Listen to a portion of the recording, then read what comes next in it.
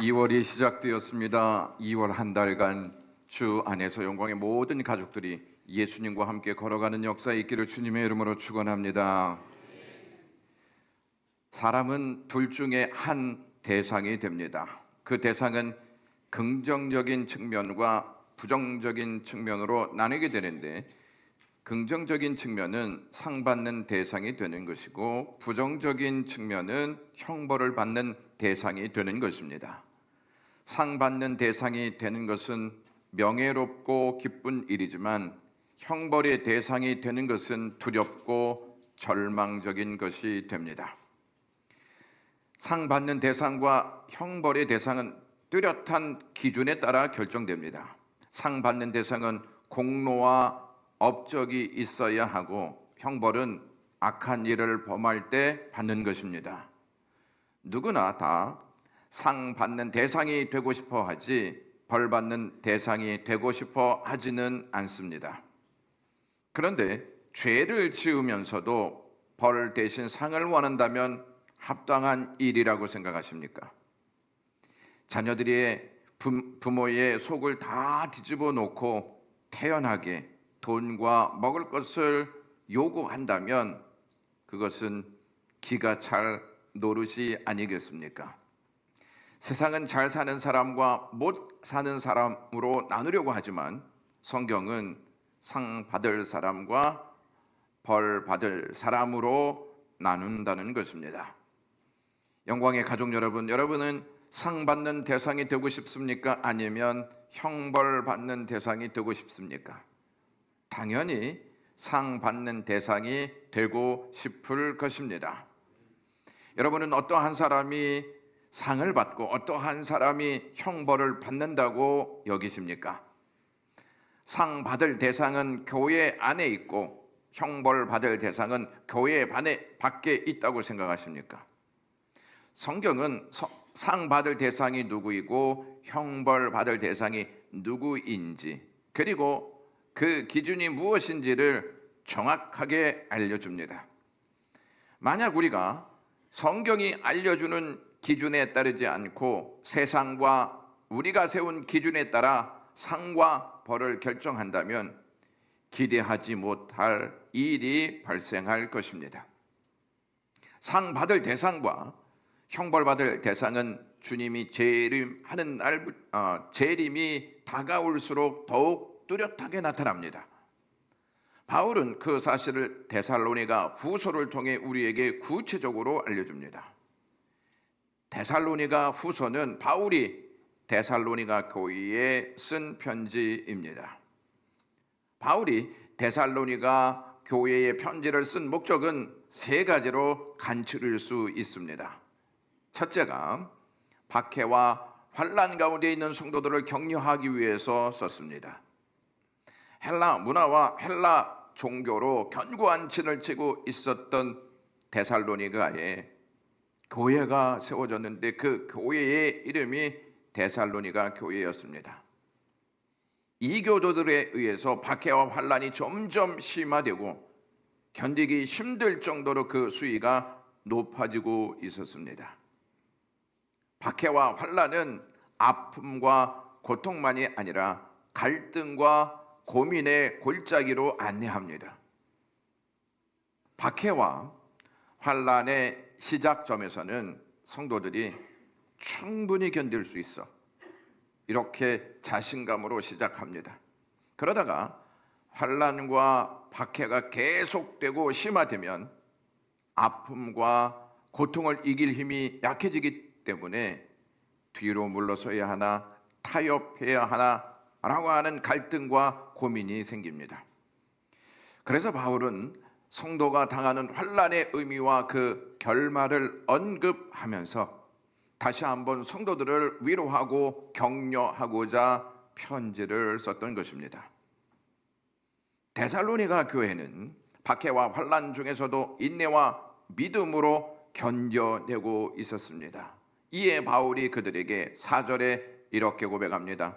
너희가 견디고 있는 모든 박해와 환난 중에서 너희 인내와 믿음으로 말미암아 하나님의 여러 교회에서 너희가 친히 자랑하노라. 우리가 친히 자랑하노라 이렇게 전합니다. 박해와 환난으로 아픔과 고통을 당하는 가운데 인내와 믿음으로 그것을 견뎌낸다는 것은 결코 쉽지 않습니다.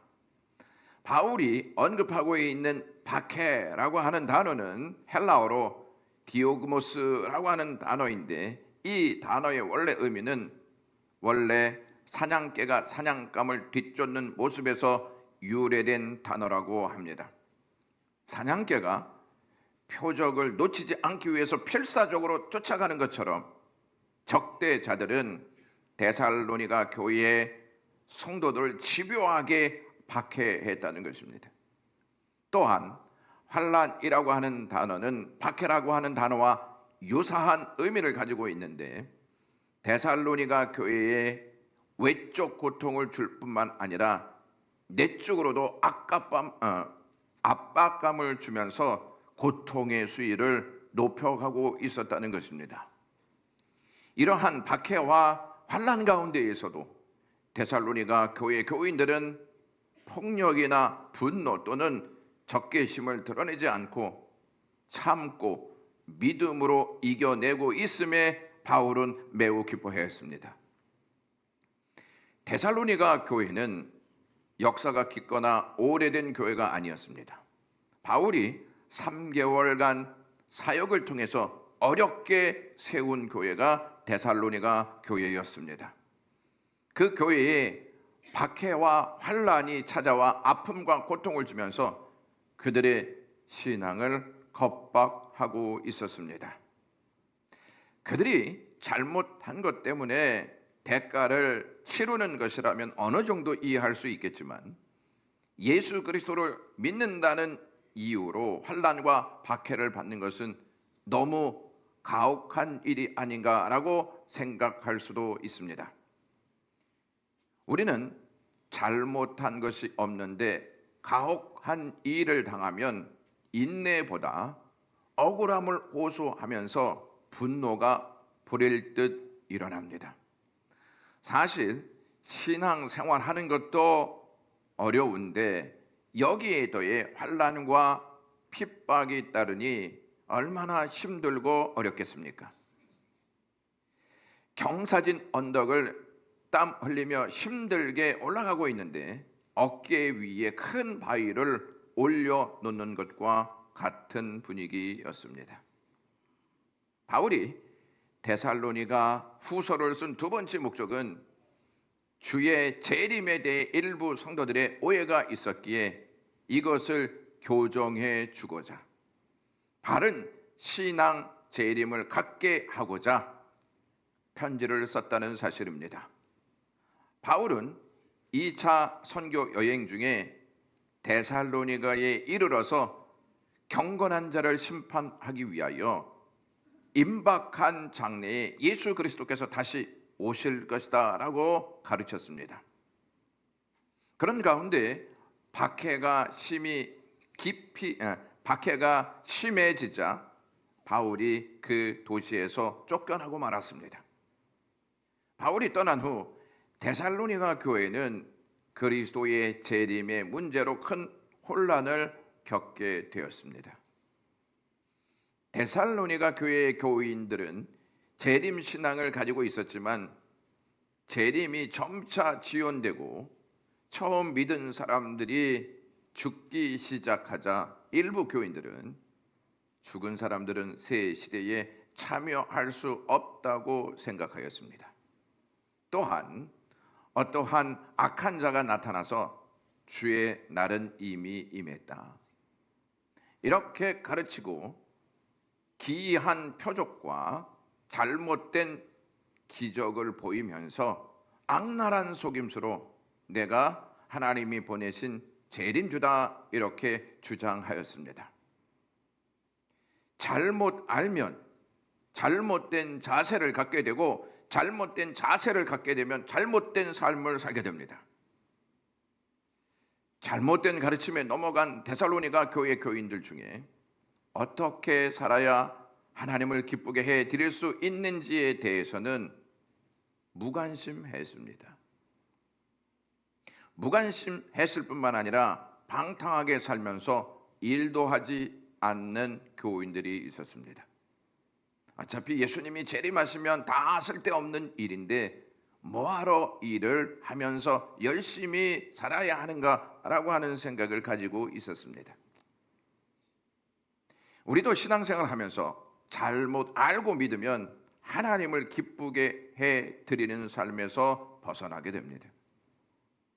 이에 바울은 재림을 기다리는 성도의 삶이 어떠해야 하는지를 바로 가르쳐 주기 위해서 편지를 쓴 것입니다. 예수님의 재림을 기다리며 사는 성도는 끝까지 하나님을 기쁘시게 하는 삶을 삽니다. 바울은 데살로니가전서 4장 1절에 이렇게 말합니다. 주 예수 안에서 너희에게 구하고 권면하노니 너희가 마땅히 어떻게 행하며 하나님을 기쁘시게 할 수 있는지를 우리에게 배웠으니 곧 너희가 행하는 바라 더욱 많이 힘쓰라 라고 권면합니다.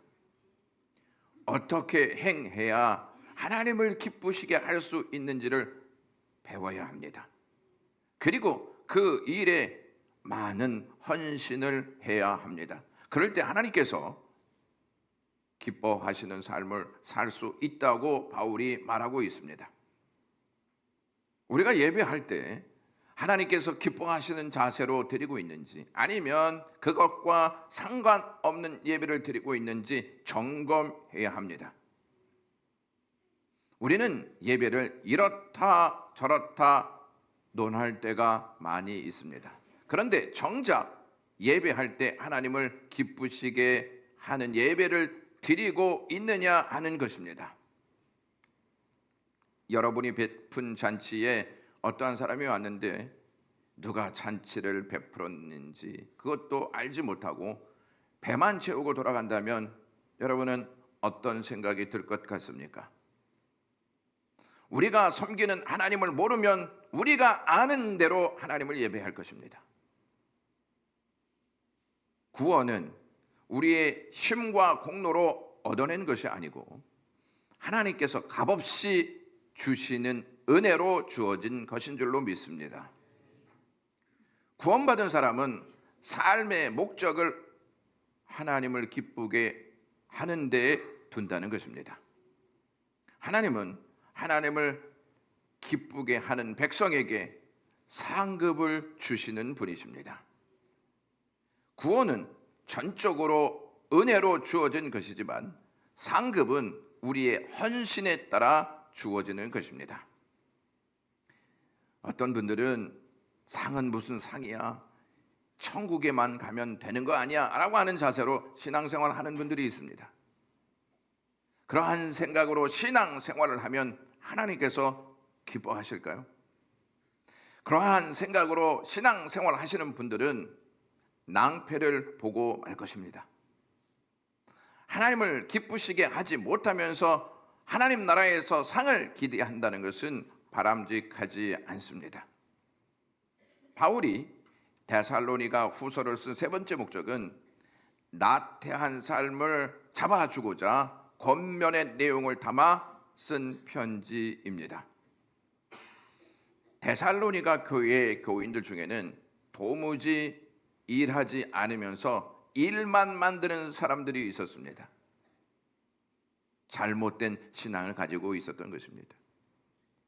잘못된 신앙을 가지고 있는 사람들에게는 두 가지 오류에 빠질 가능성이 높습니다. 첫 번째 오류는 열심이고 두 번째 오류는 나태입니다. 서로 대치되는 내용 같아 보이지 않습니까? 잘못된 신앙도 열심을 냅니다. 그런데 그 열심은 어떠한 열심이냐면 잘못된 열심으로 내가 열심을 내야 구원을 받을 수 있지. 내가 열심을 내야 하나님께로부터 큰 축복을 받을 수 있지라고 생각한다는 것이죠. 여러분 중에 문제는 열심이 없는 것이지 열심이 있는 것이 뭐가 문제야? 라고 문제를 제기하는 분도 없잖아 있을 수 있습니다. 여러분 배를 타고 바다를 건널 때 큰 배가 그 바다를 건너는데 큰 배가 바다를 건너는 것을 보면서 내가 노를 건너야지, 내가 열심히 노를 저어야 저 바다를 건너갈 수 있어 하고 노를 열심히 짓는다면 그 열심은 문제가 있습니까, 없습니까? 있다고 말해 주시면 감사하겠습니다. 큰 배를 열심히 노 짓는 것은 죽음을 자초하는 것입니다. 큰 배는 노를 젓지 않아도 항해사가 알아서 목적지까지 인도합니다. 구원은 우리의 열심으로 이루는 것이 아닙니다. 예수 그리스도의 은혜로 주어지는 것인 줄로 믿습니다. 예수 그리스도의 은혜로 구원받은 우리는 구원을 받은 사실에 감사하면서 하나님이 무엇을 위해 나를 구원하셨는지를 생각하고 구원의 목적을 이루기 위해 열심을 내야 한다는 것입니다. 바울이 빌립보 교회의 성도들에게 빌립보서 2장 12절에 이렇게 말합니다. 항상 복종하여 두렵고 떨림으로 너희 구원을 이루라 라고 말합니다. 구원은 예수 그리스도로 말미암아 이루어진 것인데 구원을 이루라는 말은 또 무슨 뜻인가 라고 생각되어지지 않습니까? 구원을 이루라는 말은 하나님께서 우리를 왜 구원하셨는지를 알고 구원의 목적을 이루라는 뜻입니다. 구원의 목적은 하나님을 기쁘시게 하는 삶입니다. 잘못된 신앙이 또 하나의 오류를 범하는데 나태입니다. 구원받아 천국 갈 텐데 뭐하러 열심을 내? 우리에게는 하나님의 은혜가 있잖아 라고 나태한 삶을 삽니다.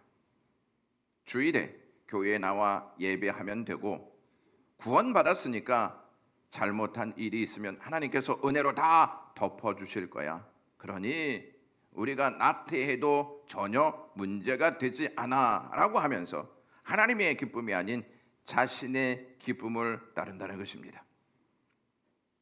미국 시카고 예술대학에는 특이한 그림 한 점이 전시되어 있는데 관 뚜껑을 그린 그림이라고 합니다. 앞에는 손잡이 같은 것이 그려져 커다란 문 모양이 있고 한쪽에는 시들어버린 장례식 화환이 그려져 있고 많은 상처와 칼자국 같은 것이 있다고 합니다. 그리고 그 그림 밑에는 특이한 제목이 붙여져 있었습니다. 했어야 하는 일을 하지 못했네라고 하는 것입니다. 하지 못한 것, 이루지 못한 것, 될 수 없었던 것, 이 모든 것들은 우리의 나태함 때문에 발생한 것입니다. 그때 내가 그걸 했어야 했는데 라고 후회해도 이미 때는 늦는다는 것입니다. 그래서 지금 바로 해야 한다는 것입니다. 나태한 사람에게 하나님께서 상을 베푸실까요?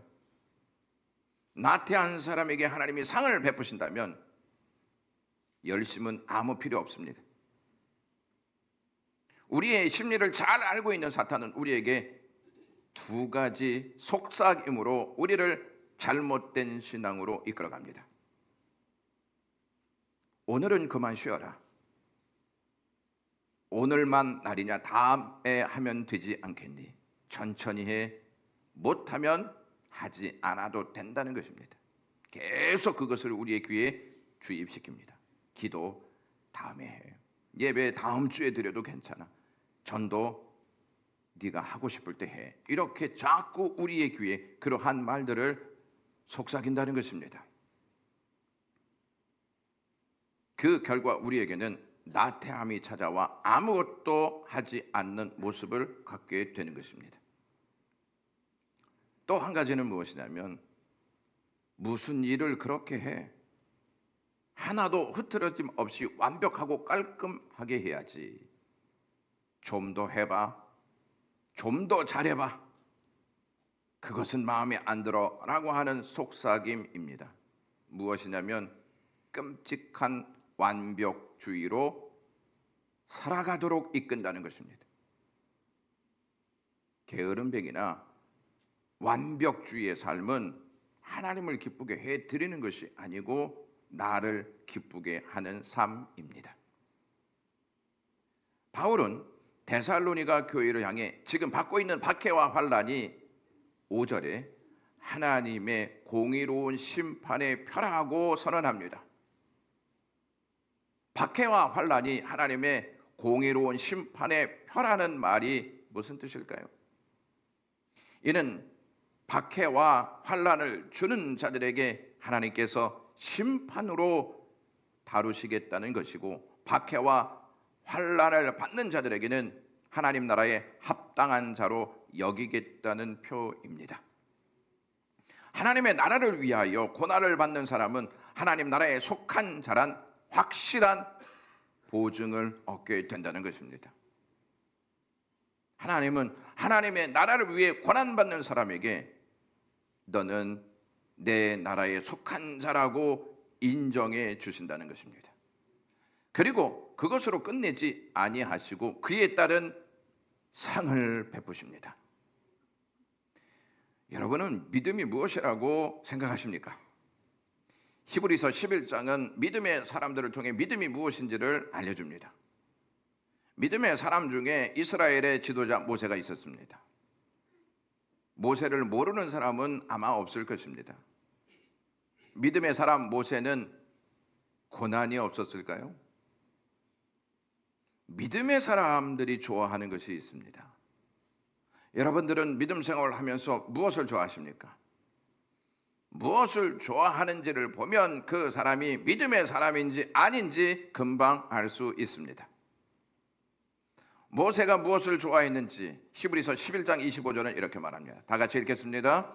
하나님의 백성과 함께 고난받기를 잠시 죄악의 날에 누리는 것보다 더 좋아하고 라고 말이죠. 고난받기를 잠시 죄악의 낙을 누리는 것보다 더 좋아한 사람이 믿음의 사람 모세였습니다. 믿음의 사람들은 좋아하는 것이 확실합니다. 왜 모세는 잠시 죄악의 낙을 누리는 것보다 고난받는 것을 더 좋아했을까요? 이유 없이 고난받는 것이 좋기 때문에 그렇게 그것을 선택한 것일까요?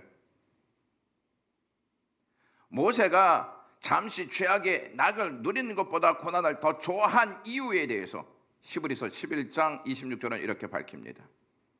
그리스도를 위하여 받은 수모를 애굽의 모든 보화보다 더 큰 재물로 여겼으니 이는 상 주심을 바라봄이라 라고 말이죠. 모세는 그리스도를 위하여 사는 삶에 고난이 따르지만 상도 따른다는 사실을 알고 있었습니다. 믿음은 하나님께서 지금도 살아계셔서 만물을 주관하시고 계시는 분인지 신뢰하는 것입니다. 그런데 성경은 이것으로 믿음을 설명하고 마치지 않고 한 걸음 더 나아가 믿음의 대상이신 하나님을 기쁘게 해드리는 삶이 믿음이고 무엇을 믿어야 하는지를 히브리서 11장 6절은 이렇게 말씀합니다. 다 같이 읽겠습니다. 믿음이 없이는 하나님을 기쁘시게 하지 못하나니 하나님께 나가는 자는 반드시 그가 계신 것과 또한 그가 자기를 찾는 자들에게 상 주시는 이심을 믿어야 할지니라. 아멘.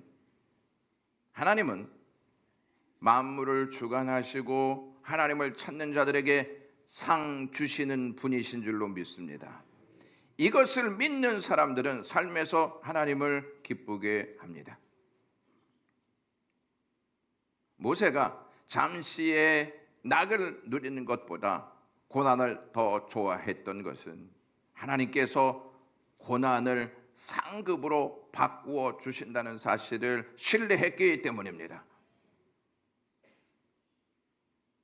땜장이로 태어나서 빈민촌에서 자라난 아이가 있었습니다.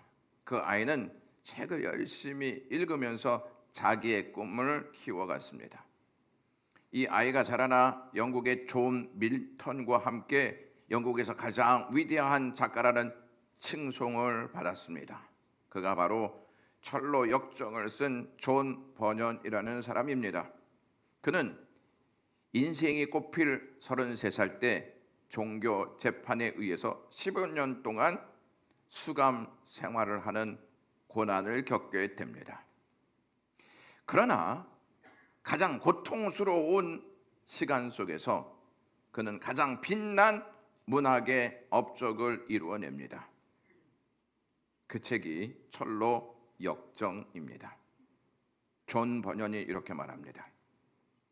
그렇게 찾아다녔던 보물을 고통의 감옥 안에서 찾을 수 있었다라고 말합니다.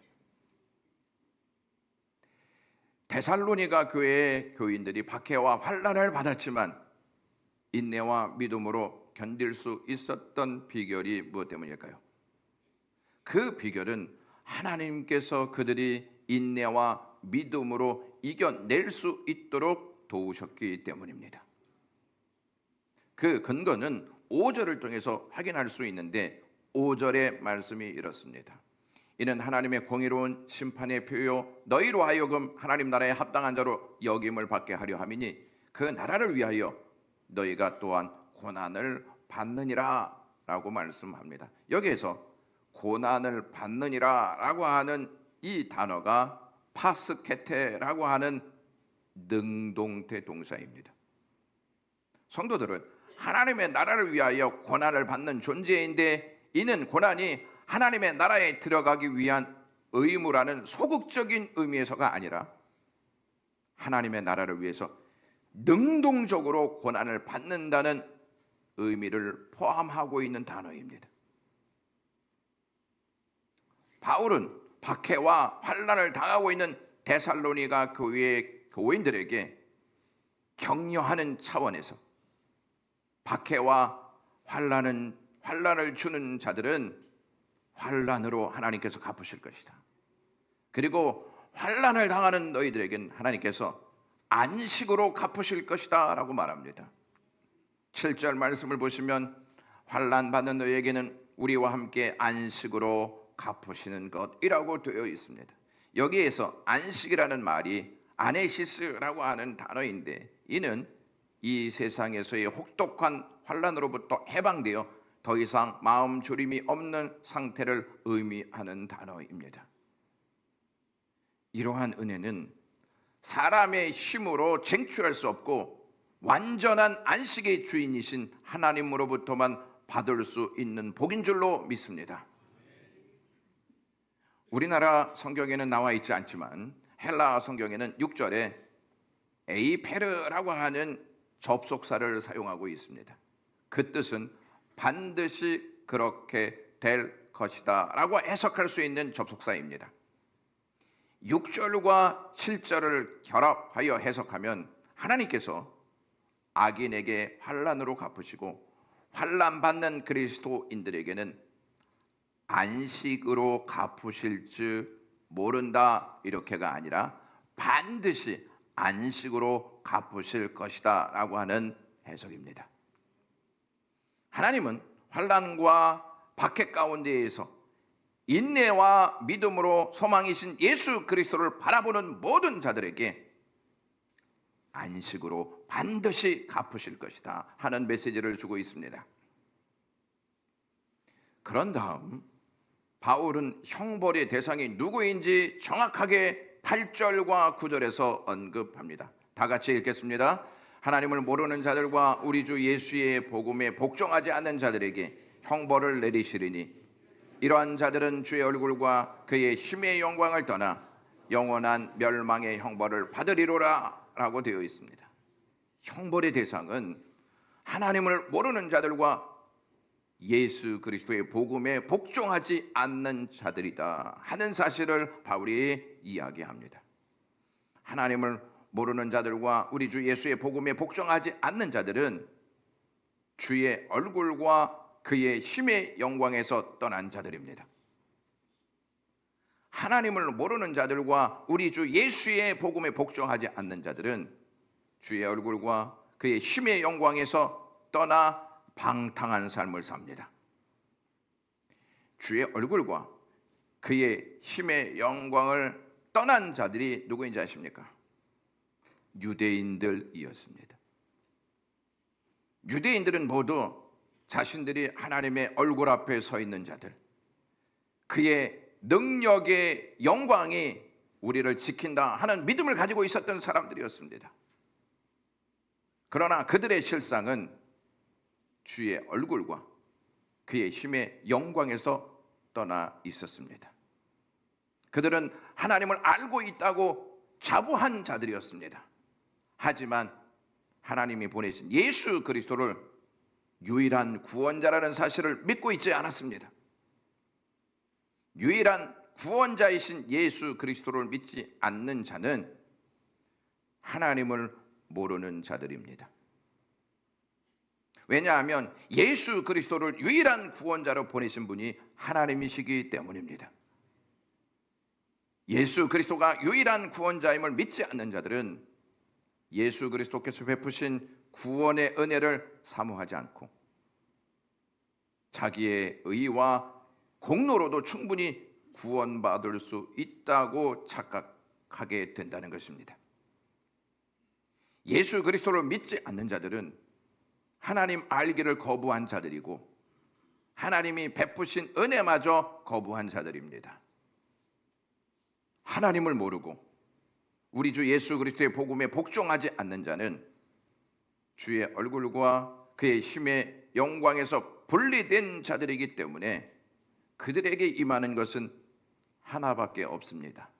형벌입니다. 바울은 8절과 9절에서 형벌이라는 단어를 2번 사용하면서 강조하고 있습니다. 여기에서의 형벌은 일정 기간 처벌한 후 사면되는 일시적인 형벌의 개념이 아닙니다. 영원토록 처벌의 고통을 당해야만 하는 영원한 형벌을 표현하는 단어입니다. 유대인들은 하나님의 영광에서 떠났습니다.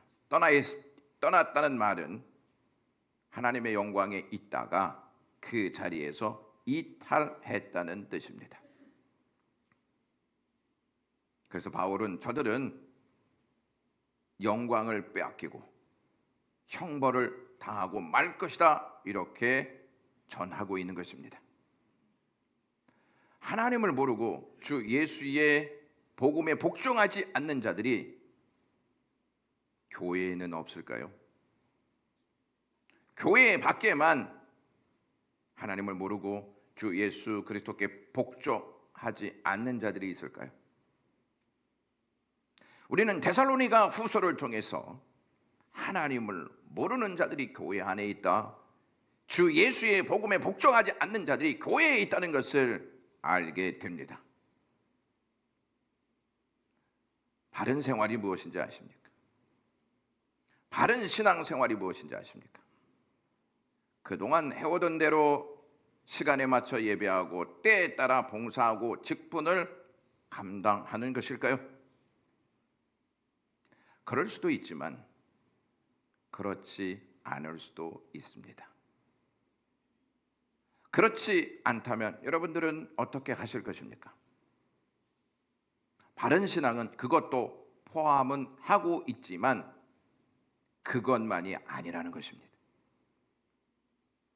바른 신앙은 하나님을 바르게 알고 믿는 것이고 주 예수의 복음에 복종하면서 겪고 있는 갈등과 겪고 있는 고민과 겪고 있는 고난을 이겨내는 것입니다. 여러분들의 예배 시간에 무슨 말씀을 듣고 싶어 하십니까? 여러분의 간지러운 부분을 긁어주는 말씀 듣기를 원하십니까? 어떻게 하면 복을 받아 번영할 수 있는지에 대한 말씀을 듣고 싶습니까? 어떻게 하면 세상에서 출세의 명예로운 자리에 앉을까라고 하는 말씀을 듣고 싶습니까? 무겁지 않고 쉽고 재미있는 말씀을 듣고 싶습니까? 세상에서 힘들게 일하다가 교회에 왔는데 쉼과 위로의 말씀이 아니고 책망과 무거운 말씀을 듣는다면 여러분들은 어떠한 자세를 취하십니까? 저는 오늘 본문 말씀을 묵상하고 설교를 준비하면서 제 사명이 무엇인지 더 확고하게 깨달았습니다. 저의 사명은 여러분들이 하나님을 바르게 알고 믿게 하는 것과 주 예수 그리스도의 복음에 복종하도록 인도하는 것입니다. 바울은 복음을 지식으로 아는 것으로 설명하지 않고 복종해야 할 것으로 말하고 있습니다. 복음은 하나님께로 나온 것이기에 복종해야 할 것이라는 말씀입니다. 지식으로만 받아들이는 것이 아니고 복종해야 할 것이라고 분명히 바울이 말하고 있습니다. 저는 마지막으로 하나님을 바로 알고 주 예수 그리스도의 복음에 복종한 그리스도인을 소개하면서 설교를 마무리하고자 합니다. 로마 시대 북아프리카의 어느 지방에 펄페투아라고 하는 여인이 살고 있었는데 예수 그리스도를 신실하게 믿고 따르던 여인이었습니다. 이 여인이 믿는다는 이유 때문에 잡히게 되었습니다. 믿는다는 이유 때문에 잡히게 되어서 고통과 고문을 당하였습니다. 그러면 이 여인은 어떠한 마음을 갖게 되었을까요? 타협할까? 뒤로 물러서 있을까? 이런 생각을 했을까요? 나는 부인하지 않겠다. 예수 그리스도를. 이렇게 믿음을 굳게 세웠습니다.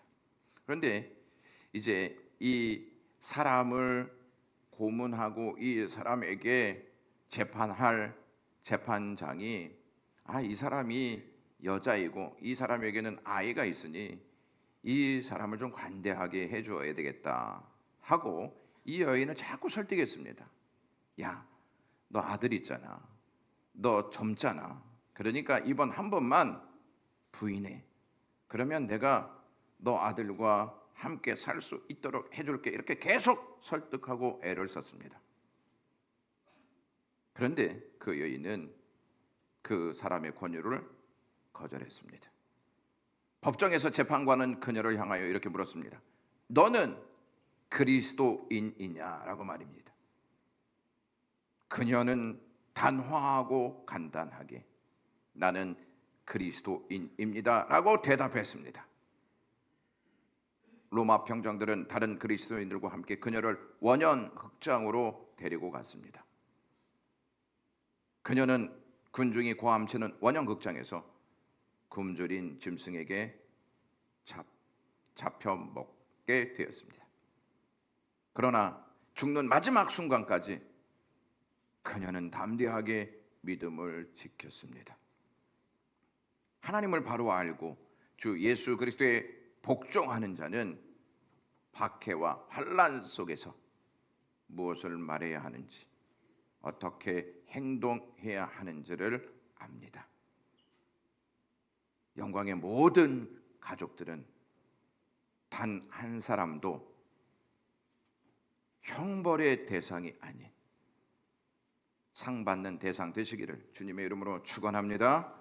기도하겠습니다. 하나님 아버지, 오늘도 이 말씀 주셔서 감사합니다.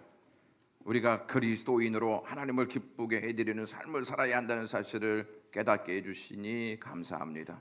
하나님 아버지, 우리가 하나님을 예배하고 하나님을 섬기면서 나는 얼만큼 주님을 알고 있는지, 예수 그리스도의 복음에 얼만큼 복종하고 있는지를 점검하면서 살게 하시옵소서.